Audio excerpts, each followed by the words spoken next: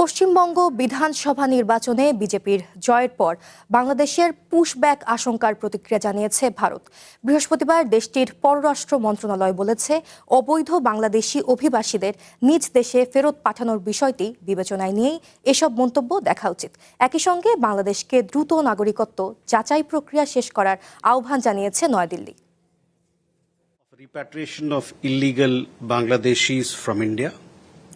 বর্তমানে বাংলাদেশ সরকারের কাছে নাগরিকত্ব যাচাইয়ের জন্য ২,৮৬০টির বেশি মামলা ঝুলে রয়েছে। এর মধ্যে অনেক আবেদন ৫ বছরের বেশি সময় ধরে নিষ্পত্তির অপেক্ষায়।